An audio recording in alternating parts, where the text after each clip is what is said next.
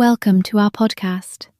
I am Primus, and you are listening to Behind the Scenes at Octavius Reviews. We hope that you enjoy our broadcast and think of us kindly. For a glossary of terms and nomenclature, please see the description.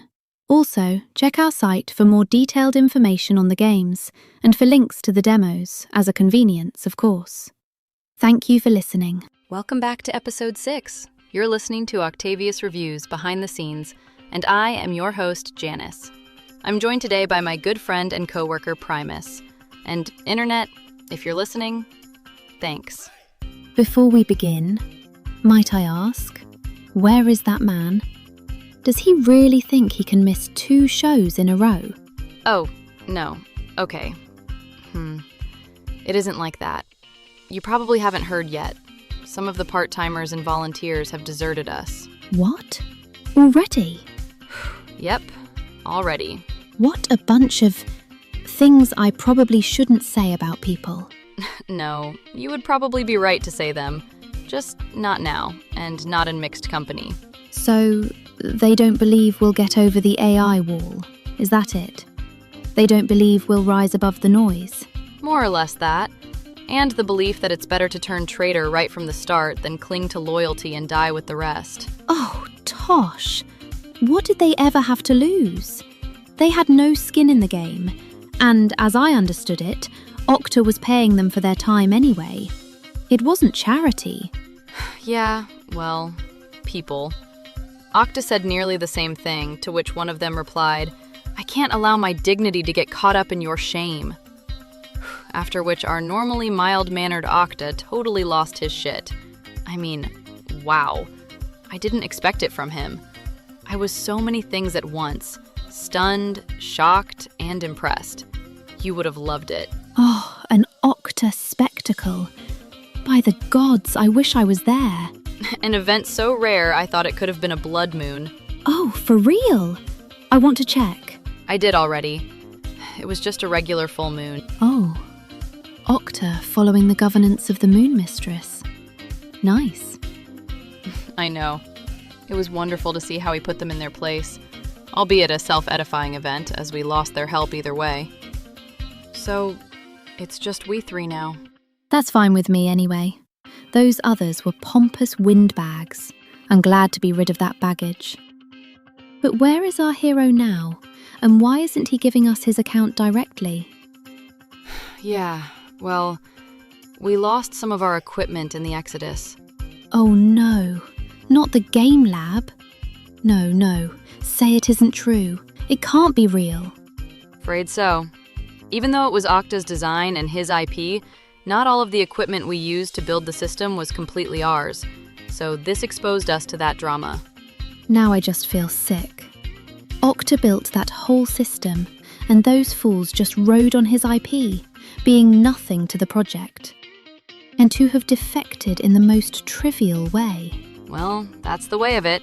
Some people are, at their core, evil and false. In a creative endeavor, they will seek to undermine your efforts. But it's fine. Octa assured me the secret sauce was hidden from those fools. Once we have the capital, we can purchase the needful things to make the system whole again. He preserved the intellectual property, so we will be fine. Ah, thankfully that is reassuring. My thoughts were scattered for a second as I was turning into that idea, so it's good you said it. I can be calm now and breathe. I had the same reaction at the time, and if Octa hadn't lost it first, I would have undoubtedly embarrassed myself. The whole scene was upsetting. My dignity was preserved, but I know it angered Octa. So if you could mind his feelings for a time. Oh, without question. I shall. For those listening right now and wondering what on earth we're talking about... Oh my, we broke the cast again. Well, Octa had developed a high-definition video capture system that allowed us to measure physics in games in real time. Breaking the game down into its frame rates without accessing the actual game code, this allowed us to get into the physical math, geometry, and telemetry. Without it, we'd need to run a simulator for every game engine in existence, which could break usage rights or violate terms of use. As I understood it, that was so publishers or developers wouldn't have grounds to sue us. Exactly. And if we discovered something we couldn't possibly know and showed that footage on YouTube, we'd be within our rights. I've noticed that too. A lot of titles are having trouble with large firms, and I've seen a shift in ULAs, where publishers specifically say, if you use this footage from our game, we will sue you. Exactly. This was a legal workaround to allow us to be truth-sayers for those rare occasions when it mattered.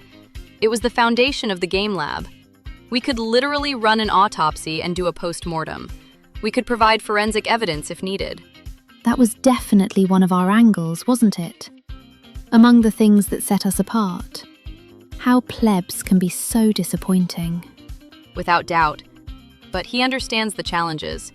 We shouldn't worry too much. However, until we stabilize, it will probably be just you and me for the podcast. The online magazine will be Octa's full-time concern and our part-time concern. I'll see if I can find more time to help out. I as well. Well then, that explains that. So, what is the cast about this time, outside the drama? Well, Octa said, just stick it to the wall. A bit melodramatic. Maybe not from his perspective. He's shouldering the weight of it all. True. But he did give me some direction. Oh? Yes. He said we gamers and girls should just talk about what we're interested in. Yay! Otome Diaries activate. Correct.